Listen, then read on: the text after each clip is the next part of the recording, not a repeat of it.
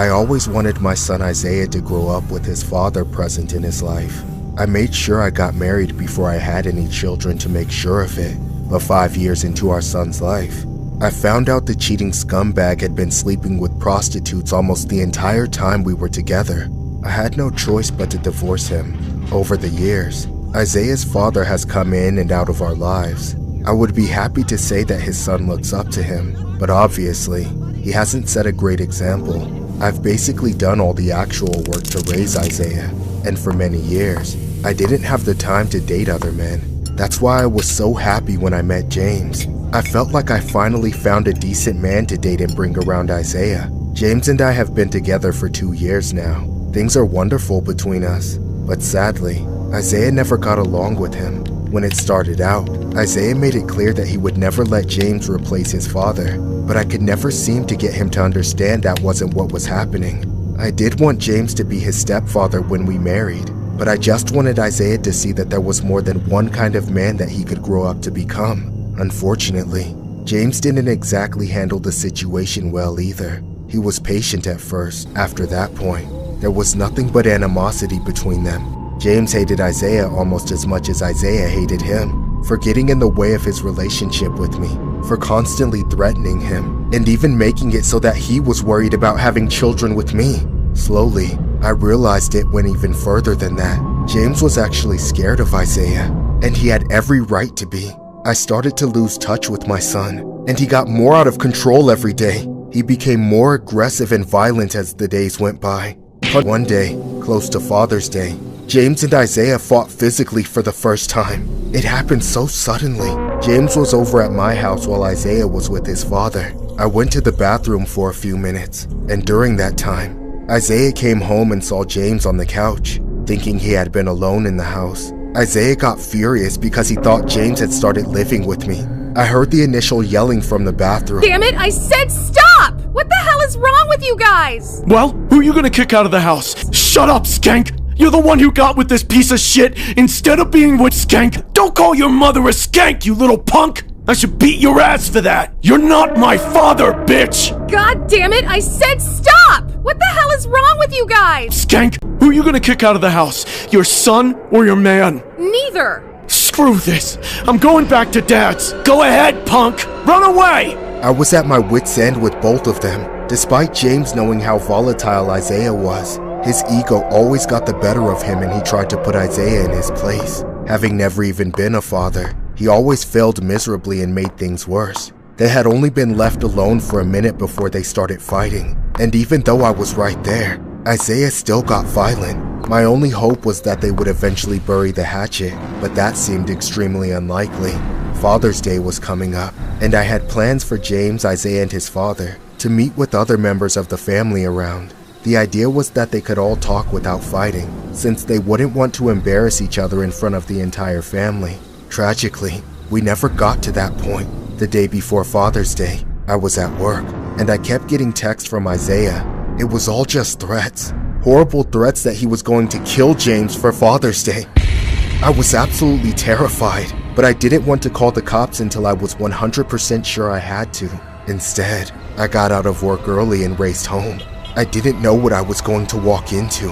I was hoping that James would be at the house alone on his day off like he was supposed to be, but I just knew Isaiah was going to be there causing problems. I was right, but I had no idea how long he had been there, and I could not have prepared for what had been done to him by the time I arrived. James's car was missing from the driveway. The front door was wide open, and there was Skank coming through the doorway. I stepped inside and found James. This traitor defied me. She fed me, Papa.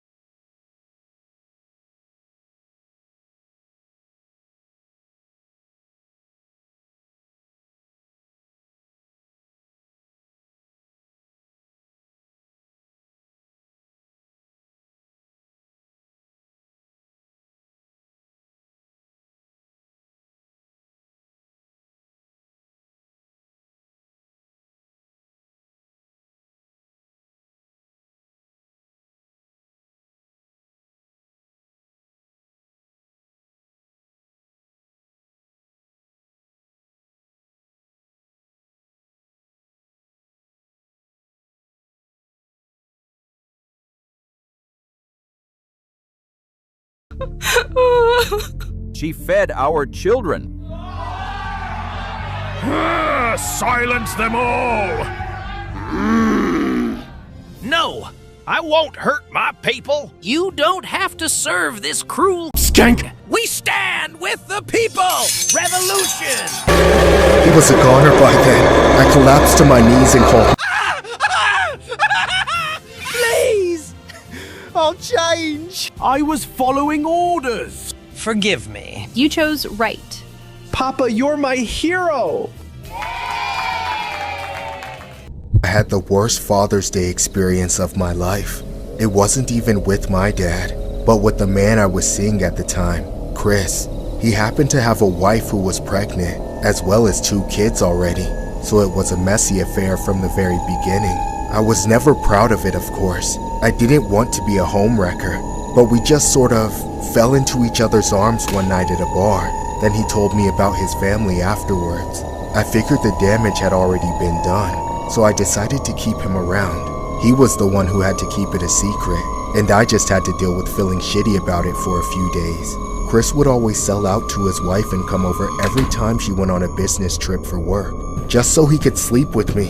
Unfortunately, while I only ever wanted Chris for the pipe, he eventually developed serious feelings for me. It started out small, but then it quickly got out of hand. We started seeing each other more and hooking up more behind his wife's back. And if what we were doing was already bad enough, I had no desire to get involved with his life any more than I already was. But Chris already made up his mind about what he wanted to do, without considering my intentions at all. Before I knew it, Chris admitted to me that he wanted to divorce his wife on Father's Day and start a fresh life with me. This ended up being our only real fight as I tried to put my foot down, but Chris was unrelenting. That was the night that I learned just how obsessed Chris was with me, and it was absolutely disturbing. Please, just think about it. You're the best thing that's ever happened to me. I can't do this anymore. I already told you this whole thing makes me feel guilty as hell. Come on, please don't leave me. You're the only one that can get me up. Chris, stop it! I want to do this every night, and I don't care what I have to do to make that happen. Stop guilt-tripping me! I need to move on from this shit! How do you think I would feel if I came between you and your family?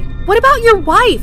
Your kids? You can't just abandon them! Screw them! I choose you over them any day. You can't be serious. You're just drunk. And high off you. Which will wear off when you sober up. Just accept it. No, I won't accept anything. We're meant to be together, and I'm gonna prove it. My bitch wife and those 2 little shits don't mean anything to me. And once they're not a problem anymore, we can finally be together. No more secrets, no more hiding. Just boom, boom, bang, bang. And no fat ex-wife on my ass anymore. Just me and you forever. What are you going to do? I'm going to remove them from the equation. No, stop. Chris, listen to me. Triple the bread tax now! But sire, the people already can't afford— Did I ask for your opinion? Please, your majesty, my children are starving. Not my problem. Pay or starve. Remove this beggar. Mercy! More! Bring me more! 10 gold coins. King's new tax. That's a month's wages. By order of the king, pay or leave. Papa, did you bring food? This is all we have.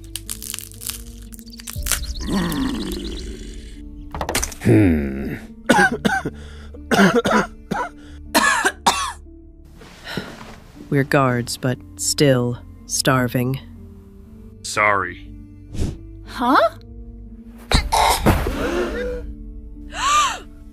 Take this.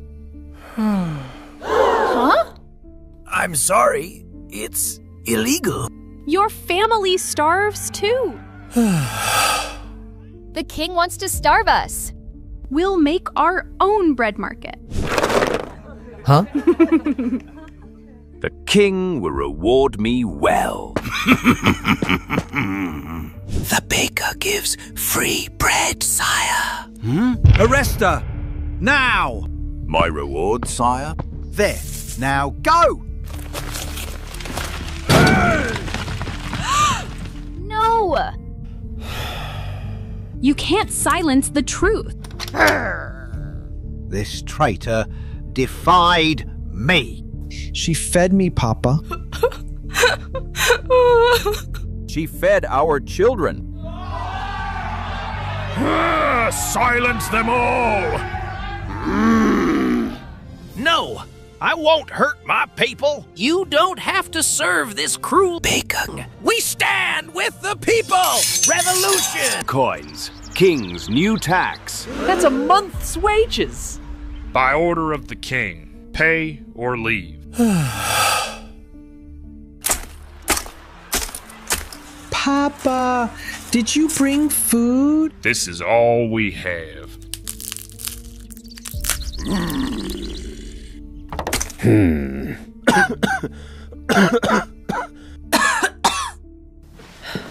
We're guards, but still starving.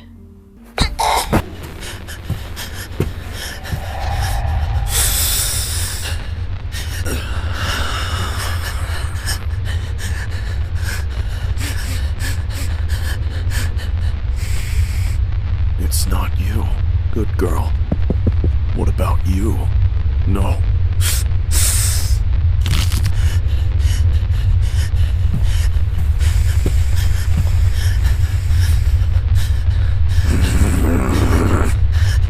I knew it! You're awake! I'm sorry, I was trying! Why are you up past your bedtime? I didn't mean to, I swear. Tell me you're sorry. I'm sorry. That's not good enough! I'm sorry for disobeying you, Father. Please forgive me for dishonoring your rules. If I ever catch you like this again, I'll chain you up in the basement like that other little shit. Understand? You won't see the sun for the rest of the year. You'll be eating the cats until you learn to behave. Please, don't put me back down there. I'll do anything. I didn't sleep at all that night. I spent the remaining hours before morning hatching an escape plan. I realized they had never done much to physically keep us in the house, except for when we were chained to our beds as punishment. They just had us that broken, that unable to think for ourselves. All I could remember was that I knew I just had to get out of that hellhole one way or another. After looking around in my bedroom at all the girls and boys next to me, who I came to realize as my siblings, looking all malnourished and on the verge of death, I refused to let my moment or theirs go to waste, so I quietly talked with them about how we were going to escape. The next morning, before Father came to punish me, I crawled through the window and ran away, then called the police from a nearby neighbor's house. At last, we were free, all of us. I could bear parents. They're in prison now, and we've left their house to live with foster parents. I just wish I could say that everything is all right now, but after growing up the way we did, none of us will ever be okay.